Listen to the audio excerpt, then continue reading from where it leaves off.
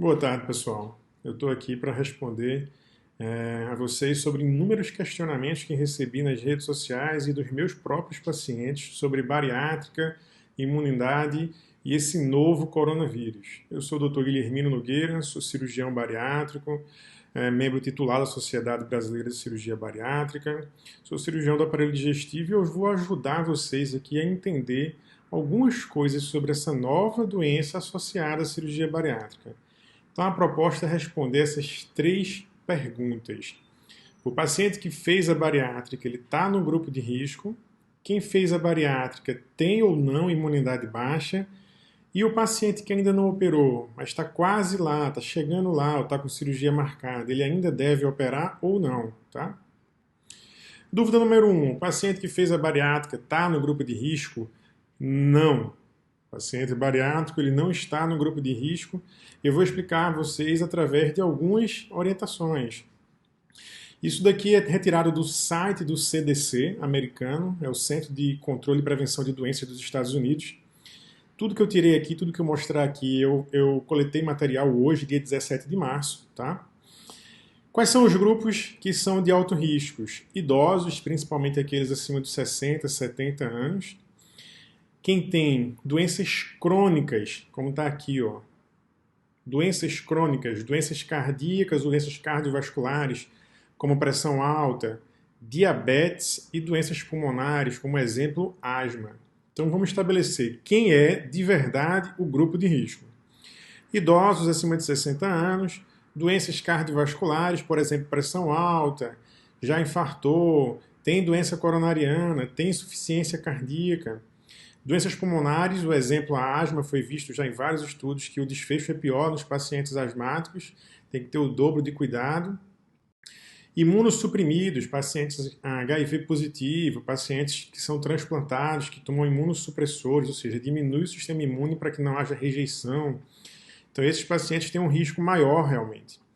E pacientes diabéticos, o desfecho em pacientes diabéticos já foi claramente provado que é realmente pior nos pacientes com coronavírus. Mais uma vez, eu estou aqui respondendo a pergunta número 1. Bariátrica está ou não no grupo de risco? Eu mostrei a vocês o Centro de Prevenção e Controle de Doenças dos Estados Unidos e agora eu estou mostrando da Europa que afirma a mesma coisa. São as pessoas idosas e aqueles com doenças crônicas que realmente estão nesse grupo de risco. Aqui o Brasil também fala exatamente a mesma coisa, acima de 60 anos e com doenças crônicas.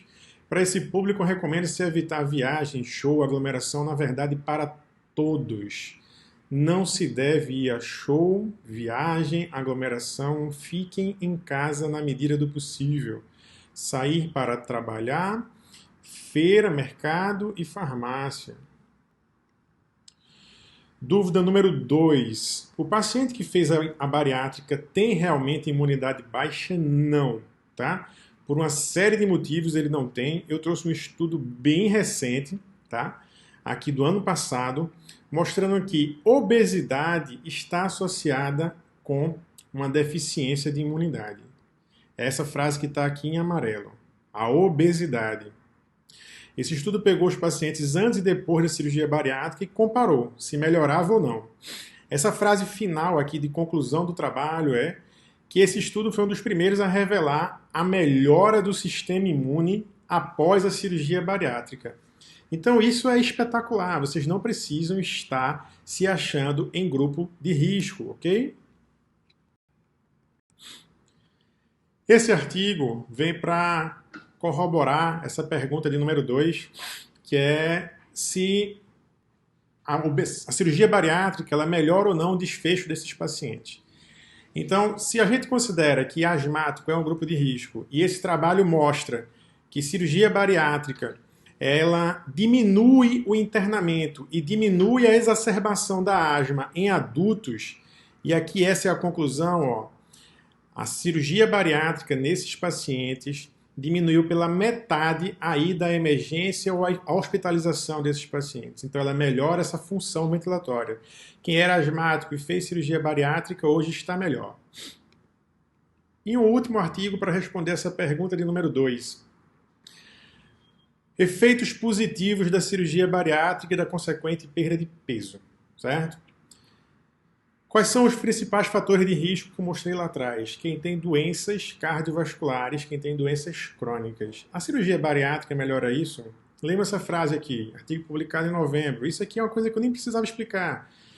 Bariátrica é o tratamento mais efetivo para a obesidade e tem um impacto positivo no risco cardiometabólico e na remissão do diabetes tipo 2. Então, essa pergunta número 2 ficou bem respondida, tá certo? Dúvida número 3. O paciente que ainda não operou, ele deve ou não adiar a cirurgia? Sim. Por quê? Eu vou te explicar. Motivo 1. O Colégio Brasileiro de Cirurgiões, no dia 15 de março, já recomenda a suspensão das cirurgias eletivas. Somente devem ser feitas aquelas extremamente necessárias. A epidemia pelo coronavírus é séria e real e devemos postergar a prática de cirurgias eletivas ou minimizá-las ao máximo. Só devem ser feitas as cirurgias oncológicas. Que cirurgias são essas? Aquelas que são de retirada de câncer, de tumores. E as cirurgias que são cirurgias cardíacas, cirurgias que não podem esperar. Claro, existem exceções. O paciente que está com a vesícula inflamada, o apêndice inflamado, as urgências, claro que devem continuar sendo feitas. Mas todas as cirurgias que são marcadas, eletivas, agendadas e que podem ser postergadas, por exemplo, a cirurgia bariátrica, pelo menos nesse momento, a recomendação é suspender. A gente vai, claro, reavaliando semana a semana. Isso daqui é do Colégio Americano de Cirurgiões, retirado também do site do Colégio Americano de Cirurgiões, que orienta a mesma coisa, reagendar as cirurgias eletivas conforme necessidade. Agora saiu mais ou menos aí há uma hora, mais ou menos, a Agência Nacional de Saúde, que é a ANS, que regula os planos de saúde, orientou que consultas, exames e cirurgias que não sejam urgentes não devem ser realizados, pessoal. A gente já vem trabalhando aí numa tentativa, numa alternativa para que se faça telemedicina e que a gente consiga diminuir esse contato social através de consultas online. A gente não tem uma regulamentação clara para isso no Brasil. É possível que o Conselho Federal de Medicina se reúna nos próximos dias para tentar liberar isso e assim que for liberado a gente vai tornar isso viável para os nossos pacientes. Outro motivo pelo qual você não deve se operar nesse momento, pelo menos é nosso entendimento até agora. A cirurgia bariátrica ela vai te trazer, sim, muita saúde. Mas nos primeiros dias, qualquer cirurgia pode debilitar o sistema imune. Então não é um momento interessante para a gente realizar os procedimentos, a não ser que eles sejam extremamente necessários. Então a dúvida número 1, paciente que fez a cirurgia bariátrica está no grupo de risco? Não, vocês são muito mais saudáveis do que eram antes. É muito mais provável que os pacientes obesos, que têm distúrbios ventilatórios de respiração, que têm pressão alta, que têm diabetes, esses sim, infelizmente, estão no grupo de risco.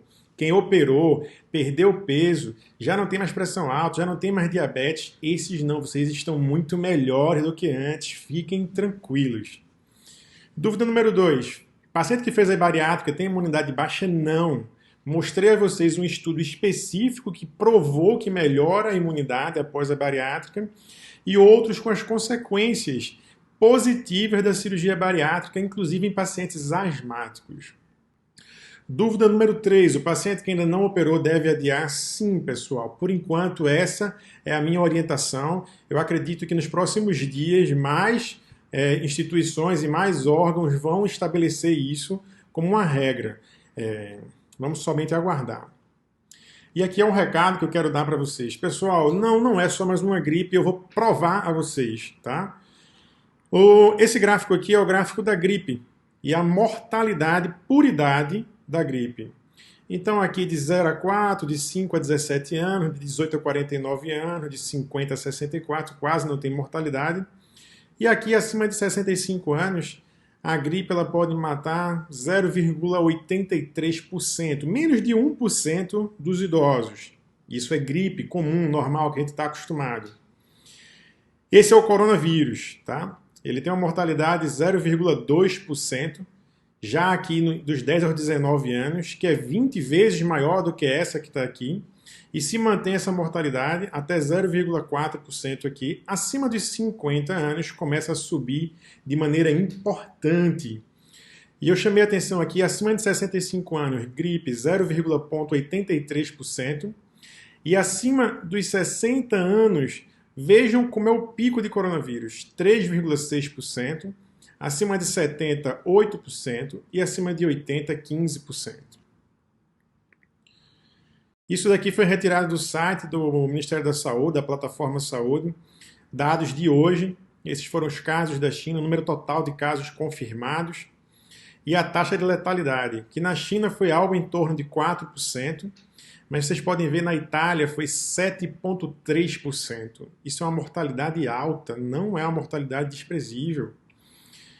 No Irã, 5,6%, a Coreia do Sul, que foi um dos países que conseguiu melhor controlar. Eles testaram praticamente todo mundo para coronavírus, fizeram isolamento social, fizeram as medidas não farmacológicas, ou seja, as medidas sociais para evitar a dispersão do vírus e conseguiram controlar bem. Isso daqui, pessoal, é para conscientizar, tá? Como retardar o pico da epidemia? Só tem uma maneira. É a gente fazer isso daqui, ó, medidas não farmacológicas. Só explicando esse gráfico, essa linha é o quanto o nosso sistema de saúde aguenta receber os doentes. Isso daqui é se a gente não ligar para o coronavírus. Ah, é mais uma gripe. Existe um crescimento exponencial de doentes até o momento que o sistema não consegue mais dar conta, não tem vaga no hospital, não tem como atender, médicos, enfermeiros, técnicos de enfermagem adoecendo, falta de leito de UTI, as pessoas morrendo no corredor. Tá? Isso não é pânico, isso aqui é baseado em estudo científico, nada disso é só uma mera opinião.